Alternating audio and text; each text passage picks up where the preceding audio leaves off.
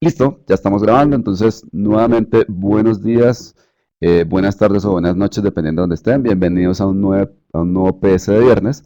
Voy a arrancar entonces abriendo la aplicación Lightroom para que empecemos ya, listo. Entonces, aquí tenemos Lightroom. Lightroom es una aplicación de gestión de imágenes. Una de las primeras preguntas que seguramente nos vamos a hacer cuando vamos a empezar a trabajar con Lightroom es ¿por qué trabajar con Lightroom si nosotros normalmente trabajamos con Photoshop? El motivo principal es que las dos aplicaciones, Lightroom y Photoshop, son, es decir, se trabajan en conjunto, digamos, no es excluyente el hecho de que yo puedo trabajar solamente con Photoshop o solamente con Lightroom. Algunas personas preferirán trabajar con Photoshop, otras personas preferirán trabajar con Lightroom, pero en realidad la gran mayoría de las veces cuando trabajamos con Lightroom, trabajamos conectados con Photoshop porque hay ciertas cosas que se hacen con Photoshop y ciertas cosas que se hacen con Lightroom. El fin o el objetivo de las dos aplicaciones es diferente. Cuando nosotros trabajamos con Photoshop, tenemos un control muy específico sobre cada una de las áreas de la imagen.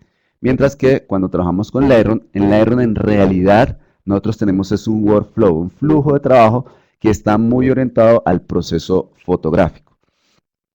En la mayoría de los casos, digamos, el cliente objetivo de Lightroom son fotógrafos, no necesariamente, pero los fotógrafos van a apreciar muchísimo Lightroom precisamente porque su flujo de trabajo, el flujo de trabajo con el cual está diseñada esta aplicación, está muy adaptado al flujo de trabajo que tiene el fotógrafo digital.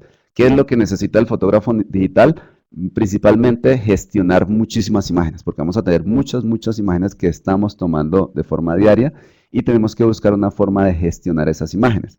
Y después de hacer el proceso de la gestión, es decir, guardar las imágenes y catalogar las imágenes de forma organizada dentro de nuestro computador, por ejemplo, nombrar las imágenes, porque la mayoría de las veces los programas o las cámaras, perdón, generan unos nombres automatizados que normalmente nosotros necesitamos volver a generar. Entonces, todos estos procesos se hacen como parte de la gestión del Lightroom. Y posteriormente hacemos el proceso de lo que nosotros llamaríamos el revelado digital. Es decir, hacemos los ajustes tonales, los ajustes o correcciones de color necesarios sobre cada una de las imágenes para finalmente dar el output que puede ser simplemente la misma imagen digital pero en otro formato, o puede ser un book digital, o puede ser un slideshow, o puede ser que mandemos o que el fotógrafo quiera imprimir estas imágenes, o que quiera crear, por ejemplo, una galería web para mostrar sus imágenes. De cualquiera de estas formas, nuevamente el proceso que realiza Lightroom está muy organizado y está muy adaptado a ese tipo de necesidades. Y de hecho, aquí ya estamos viendo la interfaz de la aplicación y en la parte superior nosotros estamos viendo lo que nosotros llamamos los módulos de Lightroom. Los módulos son las etapas del flujo de trabajo por el cual me va guiando Lightroom.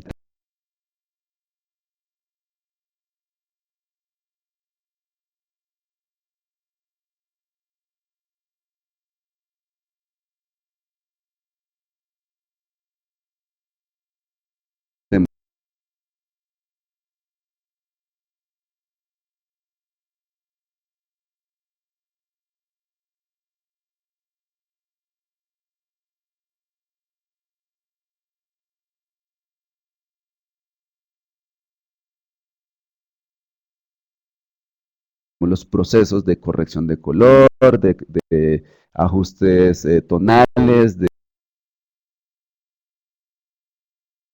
de filtros. Desde ahí podemos mejorar, por ejemplo, el detalle de las imágenes, entre muchos otros procesos que hacen parte del área de develop. Y de ahí en adelante vamos a tener otros módulos que en realidad son opcionales. Digamos, estos primeros dos módulos los vamos a utilizar siempre, porque siempre necesitamos catalogar nuestras imágenes y siempre necesitamos hacerle un revelado o un ajuste de cualquier tipo a nuestras imágenes. Pero de aquí en adelante nosotros podemos, por ejemplo, realizar un book, podemos realizar un slideshow y para cada una de estas tareas tenemos un módulo totalmente independiente. También podemos mandar a imprimir, por ejemplo, desde acá y podemos hacer exportación, por ejemplo, a galerías fotográficas para web. En la parte superior, por supuesto, tenemos los diferentes menús. Estos menús son dependientes del módulo donde yo esté trabajando. Entonces, aunque la mayoría de los menús son comunes a todos los módulos, si yo, por ejemplo, vengo al módulo de Develop o al módulo de Revelado, en el momento en que yo entro al módulo de Revelado, hay algunos menús que desaparecen, por ejemplo, o que aparecen. Por ejemplo, en el módulo de Revelado, si yo hago clic, observen que aquí tenemos un menú nuevo que se llama Develop o Revelado. Mientras que si vamos al módulo Library, observen que ese módulo de revelado o de develop ya cambia, perdón, o ese menú ya cambia por el menú Library. Y tenemos una serie de paneles. Estos paneles también son dependientes del módulo donde nosotros estemos trabajando. En la parte izquierda tenemos unos paneles y en la parte derecha tenemos otros paneles diferentes, al igual que en la parte inferior. De hecho, tenemos paneles en realidad en las 4 áreas de la interfaz de Layron. En la parte superior también tenemos este mismo panel. Estos paneles se pueden, por supuesto, ocultar simplemente haciendo clic sobre estas casillas. De esta manera nosotros podemos, maximizar el espacio que nosotros vamos a destinar para el trabajo dentro de las imágenes. De hecho, Lightroom viene optimizado para que nosotros podamos trabajar cómodamente con 2 pantallas. Hay un espacio de trabajo muy específico para trabajar con 2 pantallas, lo cual es muy común entre los fotógrafos, porque hay muchos fotógrafos que tienen laptops, pero a la vez también tienen un monitor grande para poder realizar el proceso de revelado de forma cómoda. Entonces, Lightroom tiene la opción de que nosotros trabajemos de esa manera, compartiendo los paneles entre las 2 diferentes pantallas con las cuales nosotros podamos trabajar. En la parte inferior, nosotros vemos lo que se llama el fill strip o la tira, donde vamos a ver todo o podemos previsualizar todas las diferentes imágenes, y cada imagen corresponde a un icono el cual yo puedo seleccionar. Y en el momento en que yo seleccione ese icono, por supuesto en la parte superior yo puedo realizar la previsualización de esa imagen que corresponde al icono que yo seleccioné. Nosotros podemos también, en esta parte que se llama el toolbar o la barra de herramientas, podemos definir la forma como vamos a visualizar estas imágenes en la parte superior o en la ventana principal. Aunque existen varias opciones, las 2 más usadas o las 2 principales es la visualización en modo grilla y la visualización en modo loop. Entonces, en modo grilla básicamente es algo similar a lo que tenemos en la parte inferior en el fill strip. Desde acá también podemos visualizar las diferentes imágenes que nosotros hemos tomado. Y cuando ya queramos visualizar una de estas imágenes, cuando ya hemos seleccionado y queremos visualizar una de ellas, entonces vamos al modo lupa. De hecho, existen los atajos de teclado de forma rápida. Mientras yo puedo ir rápidamente a la grilla mediante la letra G, entonces a la lupa yo puedo ir rápidamente mediante la letra E. Y con flecha hacia la derecha y flecha hacia la izquierda yo puedo navegar entre las diferentes imágenes que hacen parte en la parte inferior del fill strip. También tengo una opción de visualización de las imágenes, algo que se llama el diamond, o las opciones de luz, donde yo estoy simulando. Recuerden, muchas de las características o de las tareas que estamos haciendo dentro del Lightroom están simulando el proceso tradicional de fotografía. Entonces, yo puedo simular aquí una mesa de luz y para eso simplemente lo que hago es presionar la letra L, porque aquí estoy haciendo un light out, o sea, como apagar las luces. Y esto tiene diferentes niveles. Aquí, si ustedes alcanzan a notar, se alcanza a ver de forma translúcida la interfaz del Lightroom en la parte posterior, pero yo puedo hacer algo así como apagar las luces totalmente. Entonces presiono nuevamente la letra L y ya no se ve absolutamente nada en la parte posterior. Esto me da un nivel de visualización mucho más cómodo porque la interfaz no está interfiriendo con lo que yo estoy visualizando de la imagen. Aquí simplemente lo que hago es que presiono flecha hacia la derecha o flecha hacia la izquierda y estoy navegando entre todas las diferentes imágenes, pero nuevamente estoy evitando las interferencias visuales que pueden causar los elementos que hacen parte de la interfaz. Y si presiono nuevamente la letra L, pues nuevamente estamos entonces visualizando la imagen en modo normal. De la misma manera, yo puedo también ocultar ciertos elementos de la interfaz sin necesidad, digamos, es otra forma alterna al efecto de diamond que les estaba mostrando. Entonces, yo puedo, por ejemplo, presionar comando Shift F y al presionar comando Shift F, observen que entro a un modo de full screen, pero en este modo de full screen, en la parte inferior todavía me aparece el toolbar o la barra de herramientas. Es decir, desde acá yo todavía puedo venir y activar el modo grilla o venir y activar el modo de visualización de lupa. Si vuelvo y presiono comando Shift S, F o Control Shift F si estamos trabajando dentro de un computador, pues vuelvo y salgo al modo de visualización normal. Y en Lightroom 5, que es la versión que estoy trabajando actualmente, yo puedo presionar simplemente la letra F y al presionar solamente la letra F yo entro a un modo de full screen total. Esto, insisto, no está, o este atajo de teclado no está disponible en versiones anteriores de Lightroom. Es un poco increíble pues que algo tan básico no estuviera disponible, pero, insisto, pues ya está disponible simplemente presionando la letra F. Nosotros podemos entonces venir em, y activar el modo de full screen.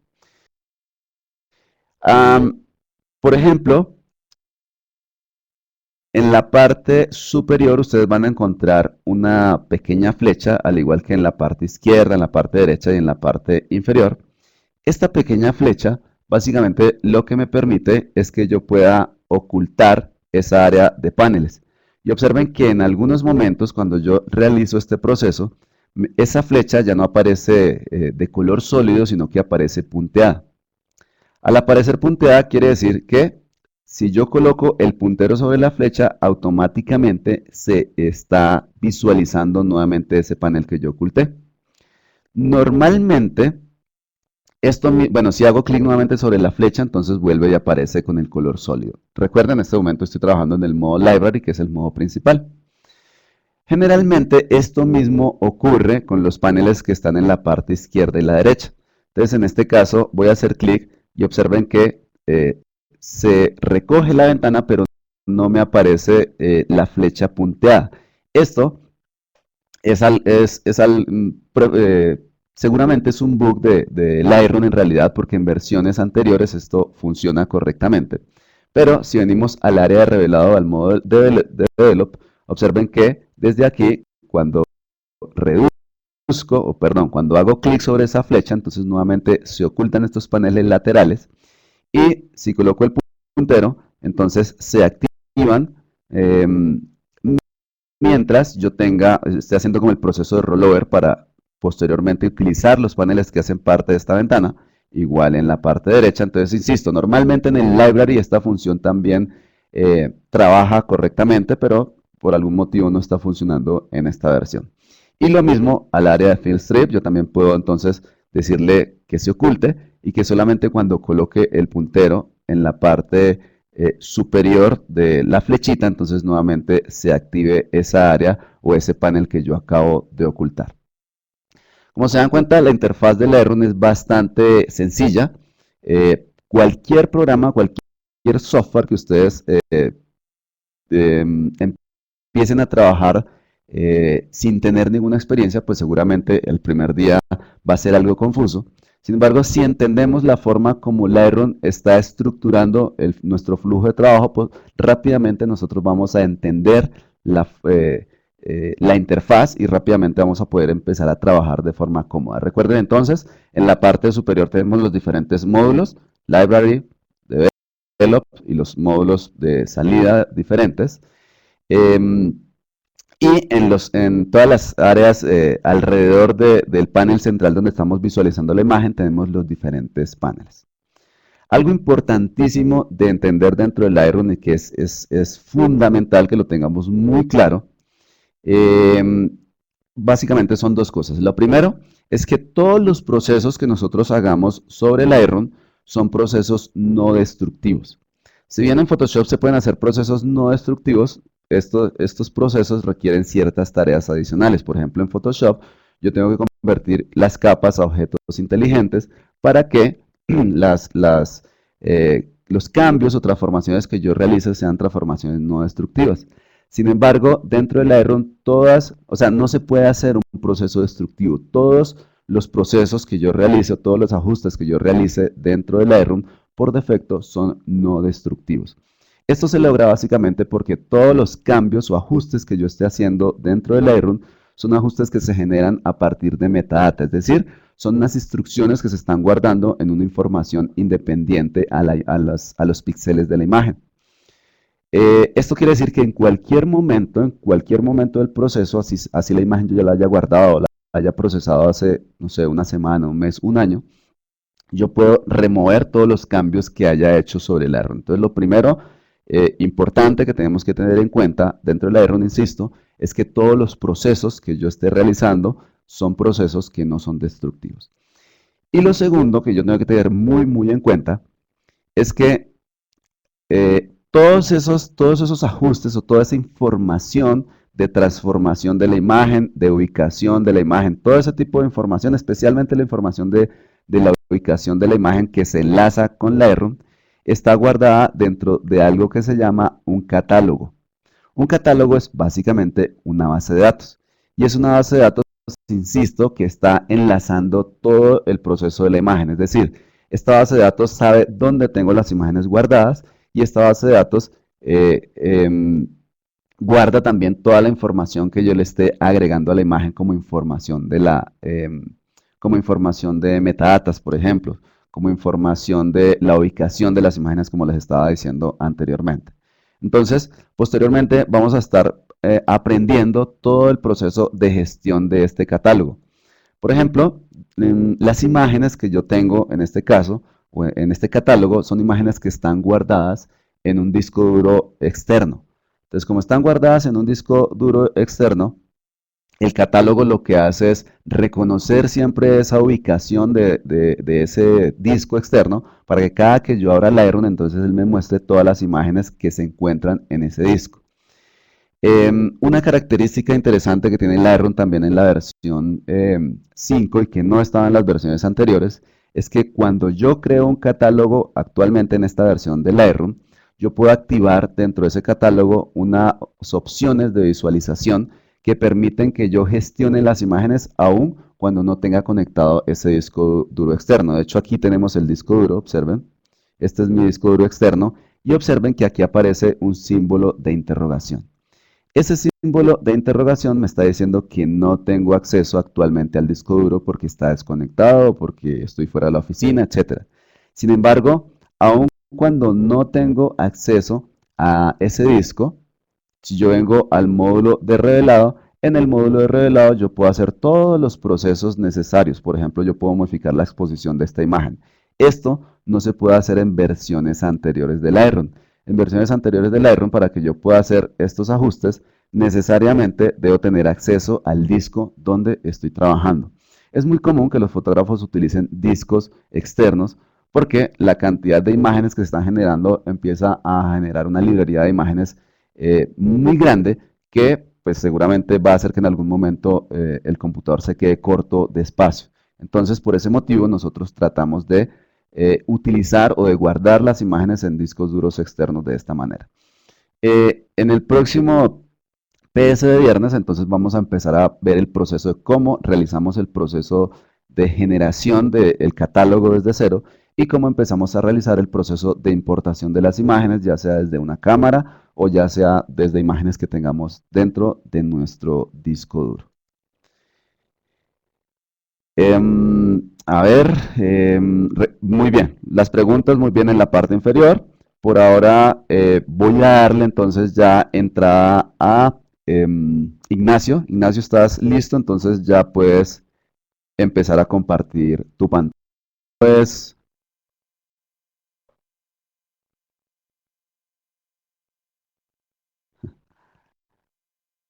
ok, perfecto. Déjame entonces que creo que fue que saliste.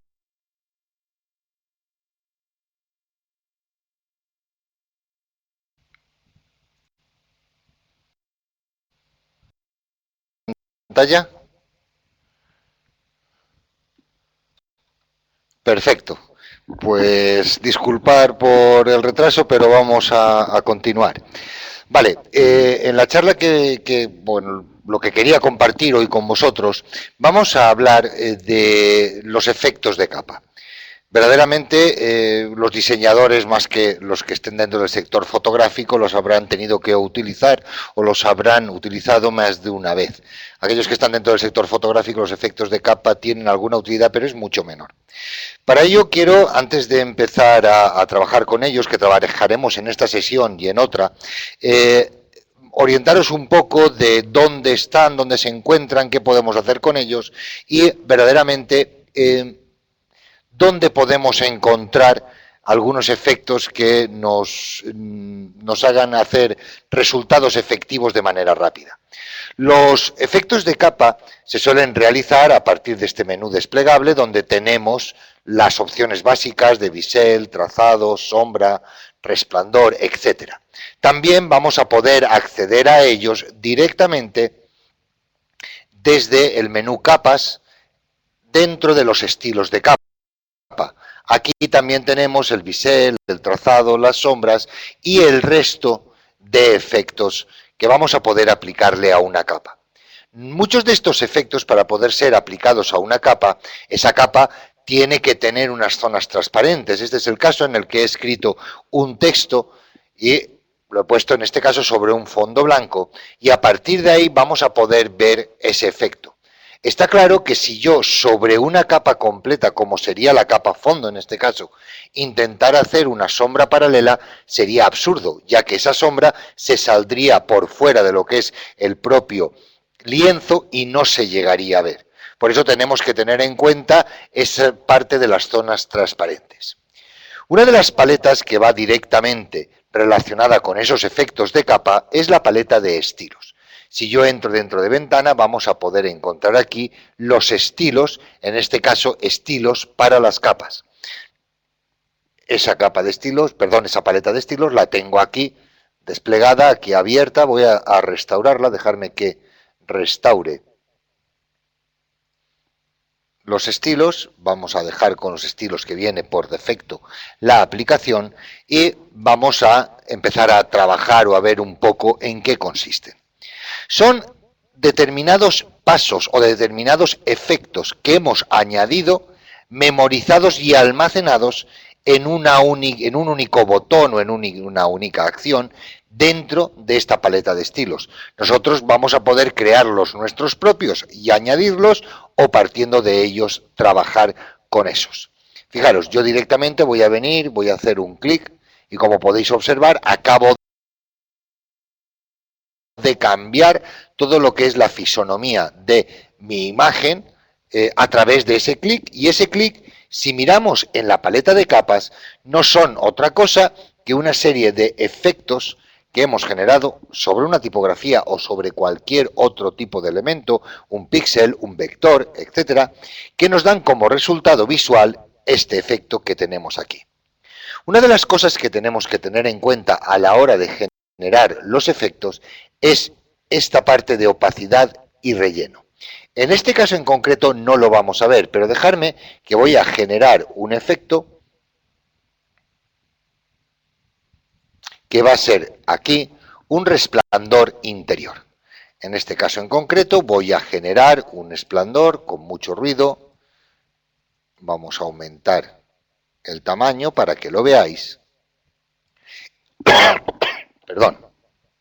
Y aquí tenemos el estilo que yo le he aplicado. ¿Por qué digo que tenemos que tener en cuenta tanto la opacidad como el relleno? En este caso, estos parámetros van a modificar una cosa u otra de la capa con la que yo esté trabajando. En este caso en concreto, si yo trabajo la opacidad, todo el contenido, tanto el de la capa como el efecto que yo he generado aquí de resplandor interior, van a verse afectados y van a causar esa transparencia o a tener esa transparencia respecto a la opacidad que yo le esté marcando justo en este punto. Como podemos observar, está afectando tanto al contenido como al efecto. Sin embargo, si yo trabajo con el relleno, de la mano, por supuesto, de estos efectos, voy a poder conseguir cosas como que solo se oscurezca, en este caso, está viéndose afectado por el color, es muy claro, pero que solo afecte al contenido y no al resto del efecto que yo he generado. Voy a cambiar este efecto, dejarme que lo oculte. Voy a poner aquí, por ejemplo, una sombra paralela. ¿Veis aquí esa sombra paralela? Voy a confirmar que es lo que quiero y ahora voy a bajar el relleno y como podéis ver estoy eliminando la información del relleno, pero lo que sería la información de la sombra paralela ha quedado perfectamente visible. En este caso el resplandor no se visualiza porque el resplandor en sí tiene su propio efecto. En este caso está en modo tramar. Si yo lo pusiera en modo normal, como podéis observar, sí que se está visualizando. Al estar en modo normal, lo que conseguimos es que se visualice o en modo tramar se fusione a través de esa forma con los píxeles que haya debajo, no con los que haya en la propia capa, sino con cualquiera que exista por debajo de la imagen. Recordar que tanto el relleno como los efectos pueden ir de la mano para generar aquel resultado visual que nosotros queramos. Voy a empezar a trabajar un poco con estos efectos y que entendamos cómo funcionan o cuáles son algunos de sus parámetros. El tema es bastante largo, con lo cual, aunque ha habido un poco retraso, voy a contar cosas, pero en un próximo Connect vamos a ver más cosas. Como digo, primero voy a eliminar esos efectos, los puedo borrar, como podéis observar, de manera rápida, arrastrándolos a la papelera y desde este menú voy a decirle, por ejemplo, bisel y relieve.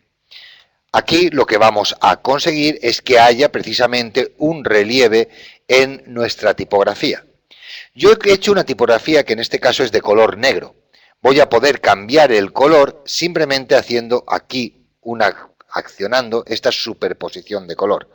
De momento vamos a dejarla en modo normal y vamos a volver al relieve. Dentro del relieve yo voy a tener diferentes tipos de relieve. Dejarme que antes de empezar aumente el tamaño para que veáis mejor lo que sería el inglete exterior, es decir, el perfil sería la parte superior, sería como realzadas las letras, el inglete inferior, lo cual sería hacia adentro esas letras, estamos puliendo de manera diferente, o los diferentes relieves con relieve acolchado y también un relieve de trazado que en este momento no estamos viendo ya que no tiene el trazado como tal. Bien, todos estos efectos parten de una máxima. La luz como tal no existe en la imagen que estamos teniendo. Él genera una zona clara y una zona oscura para dar esa sensación de relieve. Dependiendo de dónde estemos, vamos a ver, o como visualicemos nosotros, vamos a ver que esas letras salen o entran de diferente manera, ya porque verdaderamente el punto real de luz no existe. Al no existir, nuestra mente es el que lo está generando y el que lo está poniendo sobre, en este caso, unas masas de color que tienen forma de X, Z e Y, pero que no son otra cosa. Como digo, ese efecto, dependiendo también de si estamos en el hemisferio norte o en el hemisferio sur, cambia. En el hemisferio norte tendemos a colocar por defecto la luz o el punto de luz que no existe en la parte superior izquierda. Por eso esto nos daría sensación de relieve exterior. Sin embargo, en el hemisferio sur se tiende a poner en la parte superior derecha, con lo cual aquí la sensación sería de hacia adentro, de inclinación hacia el interior. Por eso digo que hay que tener en cuenta todos estos parámetros a la hora de trabajar porque el punto de luz real no existe. Nosotros vamos a marcarle esa posición donde queramos. Como vemos, hay diferentes, ya os he dicho, diferentes ingletes o diferentes relieves. En este caso, el relieve sería tanto de dentro hacia afuera, sería un suavizado completo. Voy a bajar la opacidad y en lugar de un negro puro vamos a dar un gris más oscuro para suavizar el efecto. Como podemos observar, podemos también cambiar el cincel. Por un lado teníamos los ingletes o las formas de trabajar y por el otro, si queremos un cincel duro, veis cómo lo marca en forma dura o blando, lo está suavizando de una manera muy diferente. Vamos a darle el relieve y aquí tenemos el cincel blando, el cincel duro que marca mucho más las líneas y el redondeado que está suavizando esas opciones. Por otro lado, como veis, la profundidad nos va a permitir dar mayor o menor profundidad o escala al relieve que estamos queriendo, en este caso, simular. Bien, lo que comentaba antes de la dirección arriba o abajo, daros cuenta cómo lo único que estamos haciendo es cambiar la sensación de luz. Es decir, aquí lo podéis ver en la previa, donde estamos poniendo las sombras y las luces. Por defecto, como yo os decía, si queremos que salga hacia arriba, la luz está poniéndose en la parte superior izquierda. Si queremos que sea hacia abajo, esa luz volvería a estar en la parte superior izquierda, pero lo primero que veríamos es una sombra. Por eso, a mí, en este caso, me daría la sensación de que se está profundizando. El siguiente parámetro va a trabajar los tamaños, los suavizados. Aparte de contar cada uno de estos parámetros, que no es tampoco el objetivo que yo quiero para la sesión de hoy, lo que quiero que veáis es la capacidad de combinar estos diferentes elementos entre ellos. Yo voy a poder incluso añadir aquí un trazo, que ese trazo voy a poder modificarlo o personalizarlo, voy a poder incluso hacer sombras interiores, voy a poder generar resplandores, voy a poder combinar, como estáis viendo, el acabado en satinado o incluso hacer superposiciones de motivo. En este caso en concreto, dejarme que elimine la superposición de color y así puedo hacer una superposición de motivo y colocar un motivo para darle, como estáis viendo, un acabado de forma rápida, muy visual, a cualquiera de mis trabajos. Voy a volver a ponerle en este caso, esta superposición de color, pero voy a cambiar el modo en el que trabaja. Si estáis viendo, al trabajar en modo color, ya estoy viendo cómo me modifica, perdón, dejarme que lo ponga en superposición, y veremos cómo también me modifica el resultado final del motivo junto con el efecto de color. Lo mismo ocurriría si yo aplico un degradado.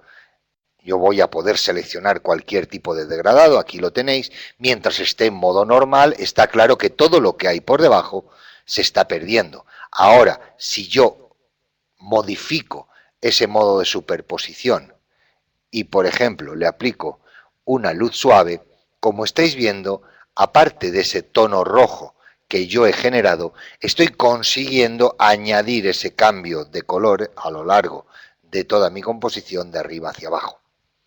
Por supuesto, como puedo cambiar los ángulos que le voy a dar a mi tipografía, puedo combinar, como veis, el resultado tal cual yo quiera hasta que se ajuste a las necesidades que yo tenga. Por supuesto, en este caso vamos a poder disminuir, con lo cual daros cuenta que la zona de degradado es esta, o aumentar esa zona de degradado para generar ese resultado final que a nosotros nos resulte interesante. Una vez hemos hecho esto, voy a confirmar. Lo que siempre vamos a tener es la posibilidad de almacenar toda esta información de manera que podamos reutilizar en cualquier momento. Para ello, simplemente con el objeto que tengo seleccionado, le voy a decir aquí estilo nuevo. Como veis, está adaptando toda la información, incluir los efectos de capa, pero también voy a poder incluir las opciones de fusión de capa. En este caso no hemos generado ninguna y daría lo mismo, pero que sepáis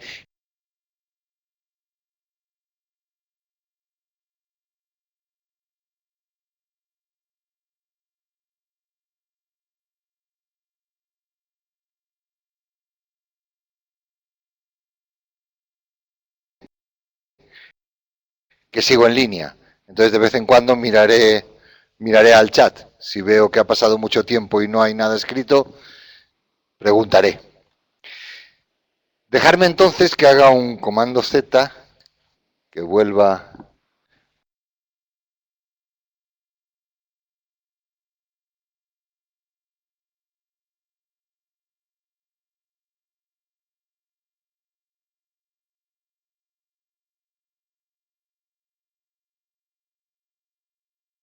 atrás.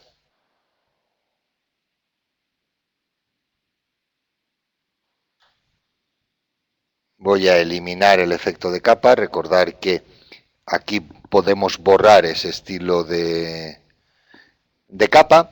Y cuando dije lo de guardar, aquí podemos guardar y con un solo clic volver a recuperar toda esa información que habíamos generado. En este caso en concreto, esta información está a un clic y puede ser reeditable sin ningún problema en cualquier momento. Yo puedo venir aquí y reeditar cualquiera de los pasos o los procesos que quiera darle en los efectos. En este caso en concreto he quitado lo que sería el perfil de color negro y lo he convertido por uno de un color rojo oscuro.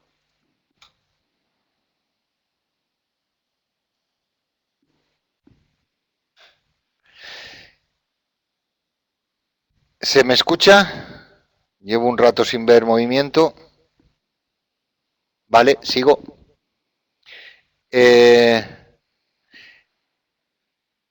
Una de las cosas que tenemos que tener en cuenta es que para facilitar el trabajo, nuestros efectos, vamos a poder trabajar de manera rápida con ellos. Voy a generar aquí, por ejemplo, una forma personalizada. En este caso vamos a elegir, por ejemplo, esta forma. Simplemente, directamente la voy a generar aquí. Habéis visto que tengo aquí una nueva capa. Voy a copiar ese efecto. Vengo aquí, selecciono y le digo pegar ese estilo de capa. Y como podéis observar, sobre ese elemento en la capa nueva, tengo las mismas características. Es lo mismo que si lo hubiera almacenado y lo hubiera aplicado directamente desde esta parte de aquí. Voy a borrarla, arrastrándola o simplemente con el botón derecho decirle borrar y haciendo un clic vuelvo a tener el mismo resultado. Veis que es una manera fácil y rápida de trabajar.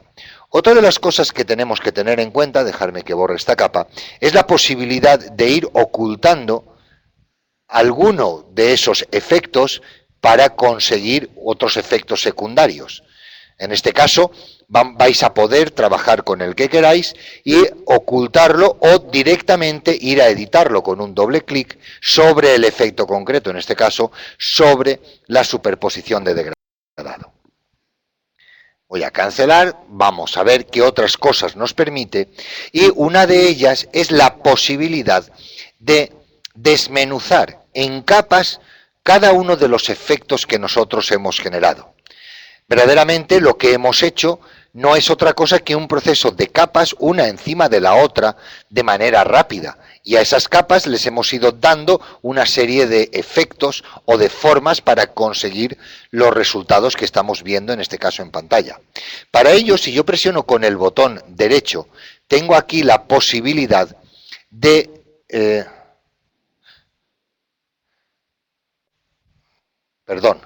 dejarme con el botón derecho, aquí no me está dando.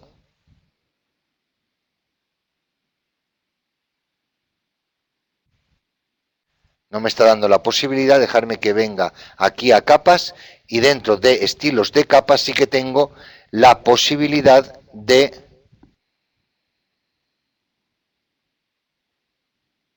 crear capas. Aquí en crear capas lo que voy a hacer es soltar todos esos efectos. ¿Me estáis escuchando? Que alguien ponga un sí, por favor. Perfecto, continúa.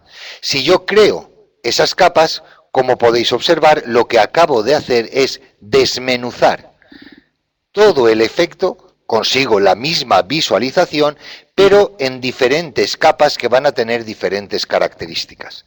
Voy a ocultar, en este caso, todas las capas menos el fondo y veamos qué hay en cada una de ellas. Por un lado, en la capa inferior estaría ese trazo exterior o ese relleno que yo le he generado. Por otro lado, estaría la propia tipografía o la propia letra, en este caso ya vectorizada, y que no me permite trabajar con ella de ninguna forma, nada más que en plan píxel, pero ya no en tipografía ni vectorial. A partir de ahí voy a tener los diferentes rellenos que yo he generado y las sombras o las luces del relieve. Veamos, el primero es el efecto de relleno de motivo, el cual había puesto con una opacidad, con unas características determinadas.